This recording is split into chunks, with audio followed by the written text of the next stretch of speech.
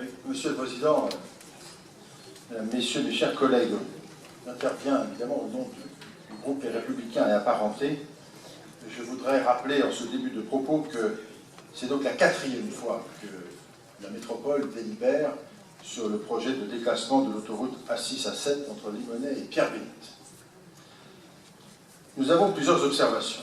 D'abord, notre groupe a toujours été favorable au principe du déclassement, bien évidemment.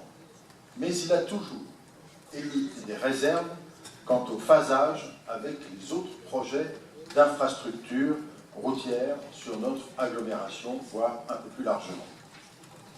Pour s'en convaincre, je vous invite chacune et chacun d'entre vous à relire avec attention les débats qui ont eu lieu au moment du débat public sur l'anneau des sciences. Il était inscrit dans le marbre de ce projet et clairement mentionné que le déclassement de l'autoroute A6 A7 ne pourrait intervenir dans de bonnes conditions qu'après la réalisation du contournement de Lyon et de l'anneau des sciences. Cette règle avait été conçue comme étant le socle de tous les projets d'aménagement et singulièrement de ce déclassement. Il faut donc rappeler que cette voirie, nonobstant les aménagements projetés, restera une route à grande circulation et ne permettra pas donc de diminuer la circulation et d'interdire aux camions notamment d'y circuler tant que le contournement de Lyon ne sera pas réalisé. Ainsi, les objectifs poursuivis d'apaiser la circulation par le développement des modes doux et de requalification urbaine seront finalement, dans un premier temps, assez relatifs.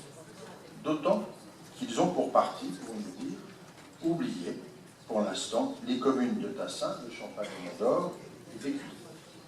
Sur les 4 objectifs et orientations d'aménagement du projet, seul le covoiturage est aujourd'hui planifié.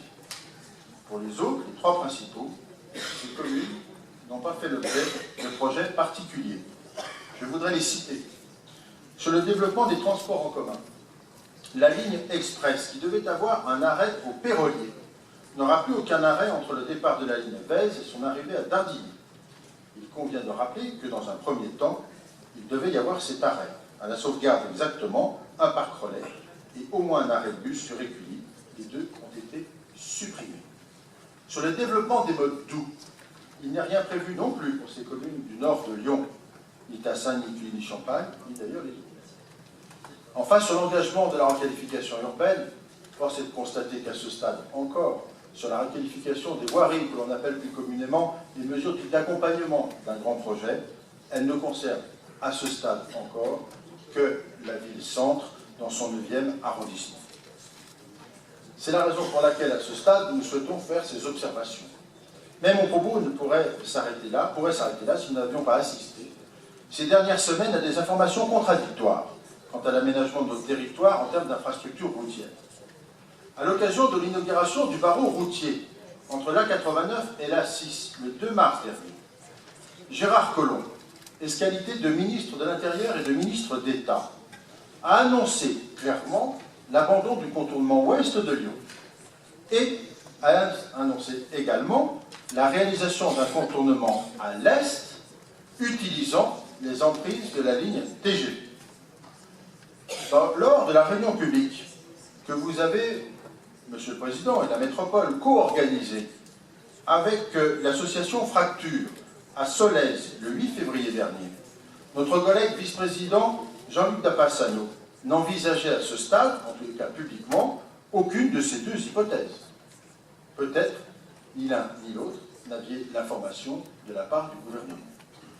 Les déclarations du ministre, pour ce qui nous concerne et qui concerne notre groupe, nous donnent entièrement satisfaction, car nous sommes depuis longtemps, sous ce mandat comme sous les mandats précédents, favorables à un contournement est de l'agglomération, utilisant les emprises de la ligne TGV. Seul projet en capacité de pouvoir protéger les territoires de l'Est lyonnais et assurer également le transit nord-sud et international de notre métropole. Le prolongement de la 432 au sud, en utilisant cette emprise, est la solution.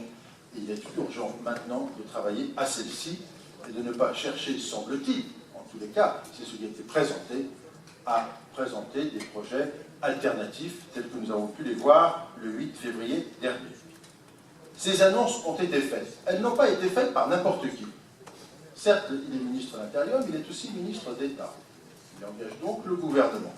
Si ces arbitrages ont été rendus au plus haut niveau et rendus publics récemment, il y a besoin, Monsieur le Président, que vous réunissiez en urgence une commission générale ou tout groupe de travail sur ces infrastructures, car la donne est changée désormais. Les propos tenus il y a quelques semaines ne sont plus d'actualité aujourd'hui. Et nous avons besoin, pour avancer clairement, d'y voir beaucoup plus clair et donc d'entériner ce choix, à tout le moins, sur ce projet-là, sans parler des autres. Je vous remercie.